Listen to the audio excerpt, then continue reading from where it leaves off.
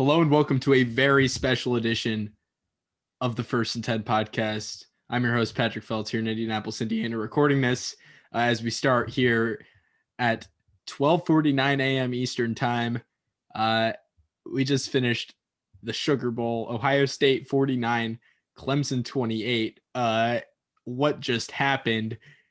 We didn't record it right after the game. Our instant reactions here took a little bit of time for Reid Murray to soak it in. And our resident Ohio State Buckeye down in Nashville, Tennessee, Reid Murray is still soaking it all in. Reid, what did we just watch? Patrick.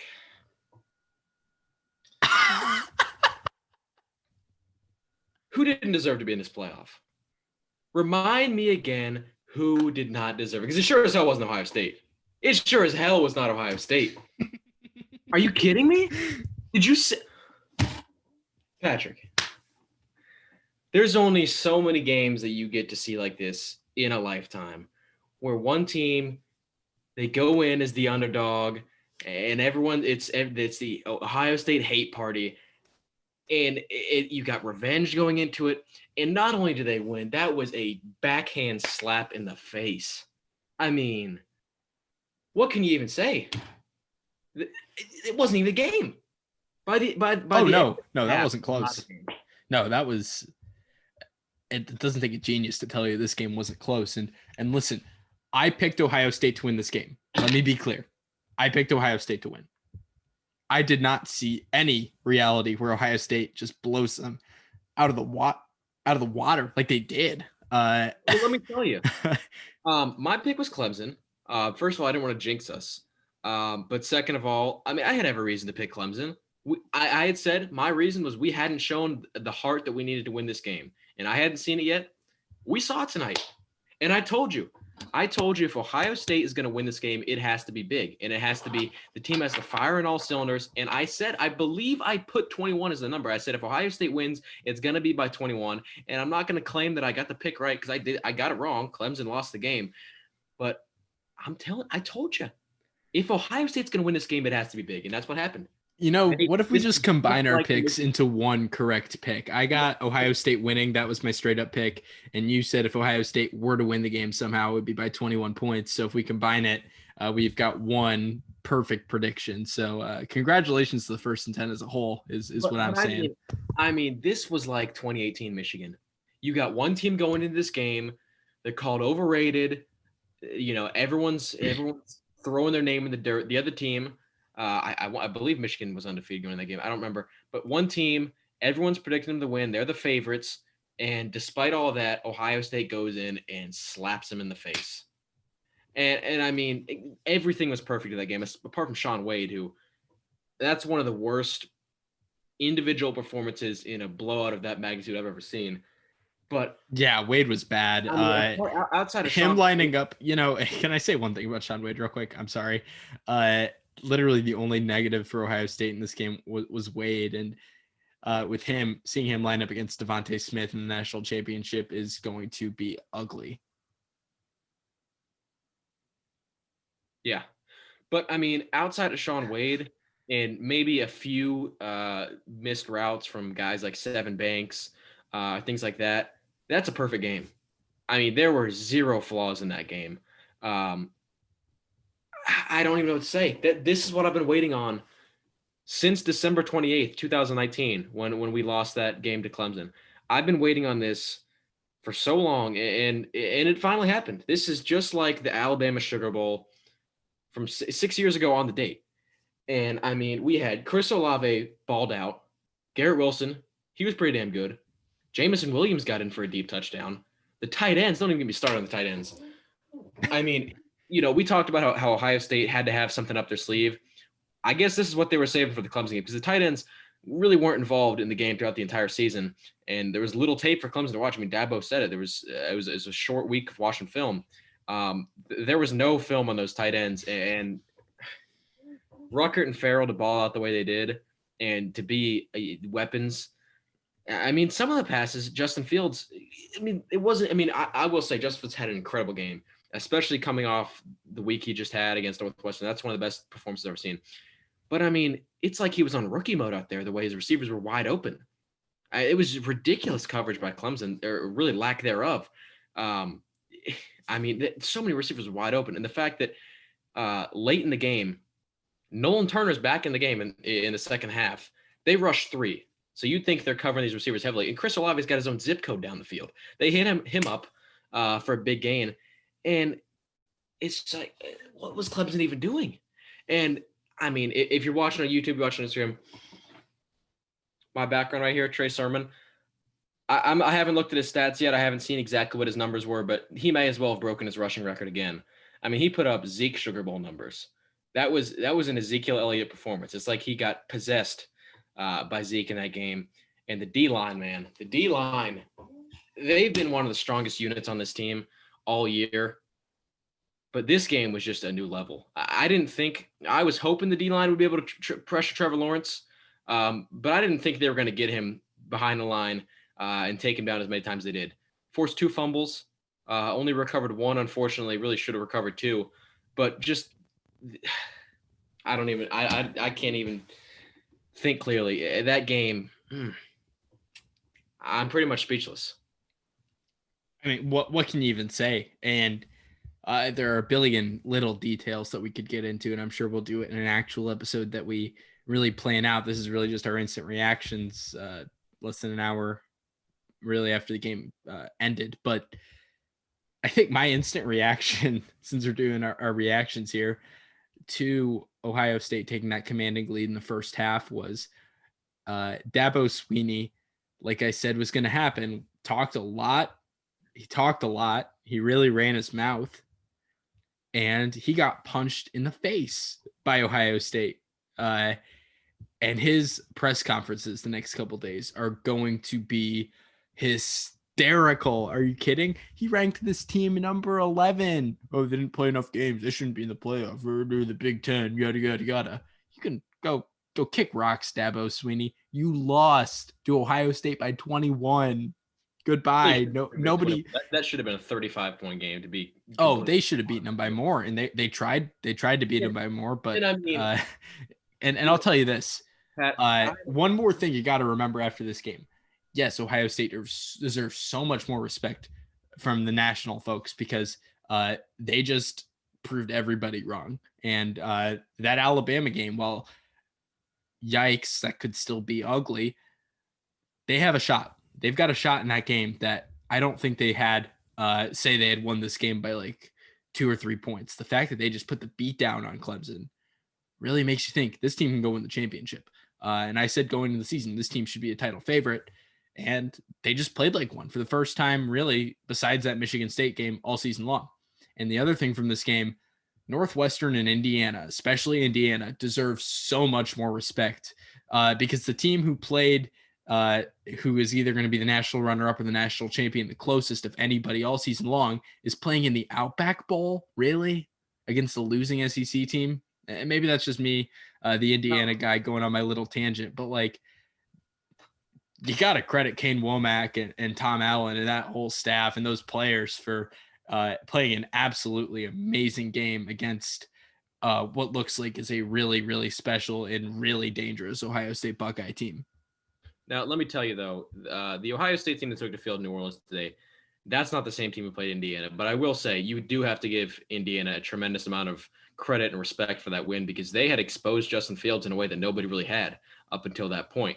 So you got to give them huge credit. And well, for that win. They lost the game by 7 points. Did I say win? You said win. the way that I and other Indiana people talk about it might as well have been a win. Forgive me for that. But, Pat, let me tell you, I'm a believer in sportsmanship. I believe that you shouldn't run up the score and you shouldn't be disrespectful to your opponent. But I feel like there's exceptions, and this was one of them. I wanted to see, with 1:30 left on the clock, I wanted to see Ohio State just launch another deep ball and get another touchdown on the board to give you the ultimate screw you, Dabo. Especially, not only did Clemson win in the most BS fashion last season, all the talk, like you said, all the talk Dabo's been doing, I wanted to see they stuck the knife in. They stuck the knife in the second quarter. I wanted to see them twist it. Unfortunately, they didn't. They took the knee. They need the clock out. Respectable move, and I guess you don't want to get your players hurt. Mm-hmm. But I can't tell you how badly I wanted to see a deep ball to Jackson Smith-Njigba to end the game. Oh, that would have been poetic. The game. And let's talk about poetry here, Reid. Let's talk about poetry.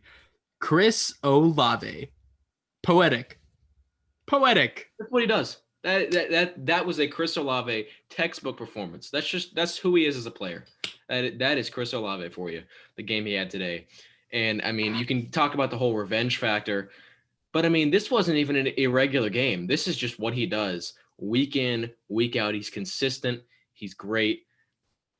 I got to stop talking about Chris Olave. I talk about him way too damn much, but do you, Reid?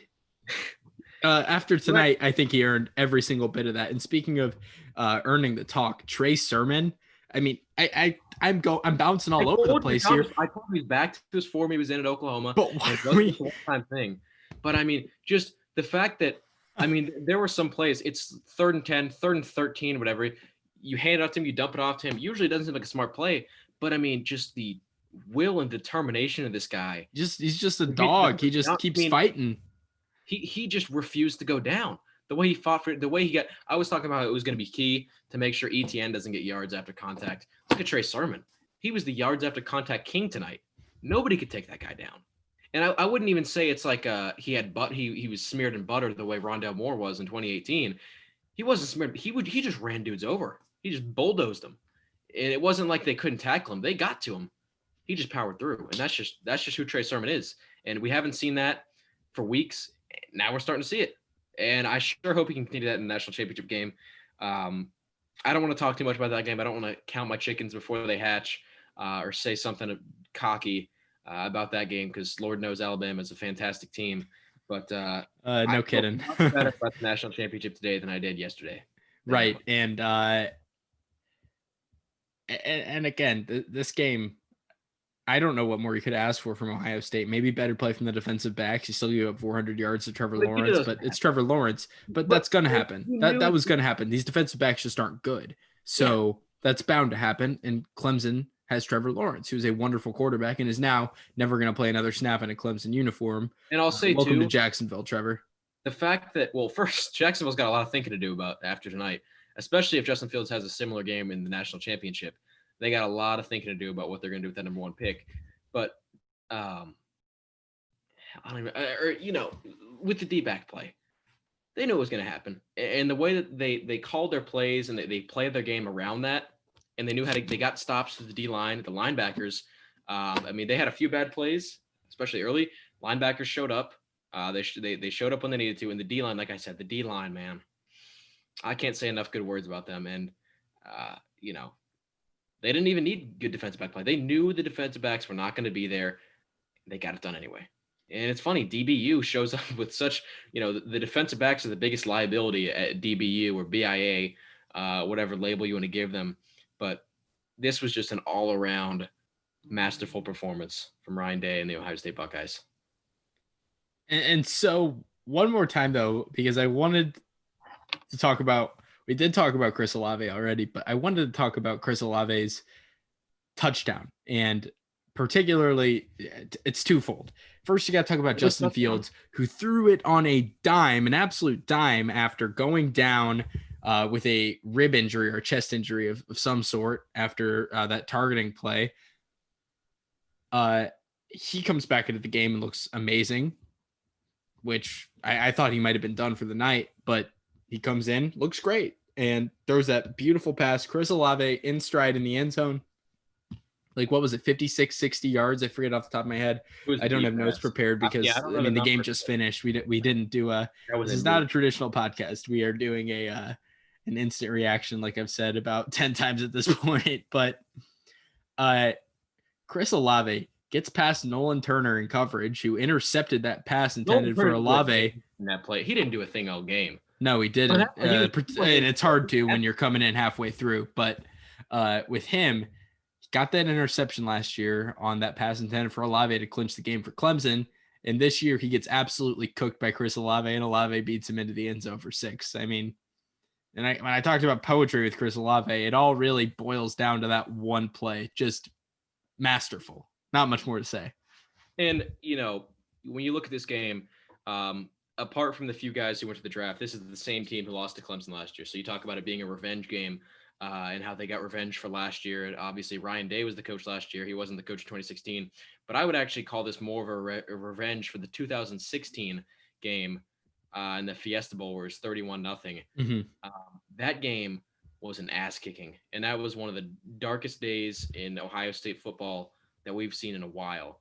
And while this game wasn't 31-0, if Ohio State had better defensive backs, if Jeff Okudah, obviously you can't expect Jeff Okudah to not go to the NFL, but if Jeff Okudah was a year younger, or for whatever reason he decided to stay, Clemson would probably score once, but this game might be 49-7. If Damon Arnett were on this team. Seriously, yeah. If Damon Arnett had decided not to declare, because either of those guys being here means that Shaun Wade is playing slot corner instead of outside corner in my mind.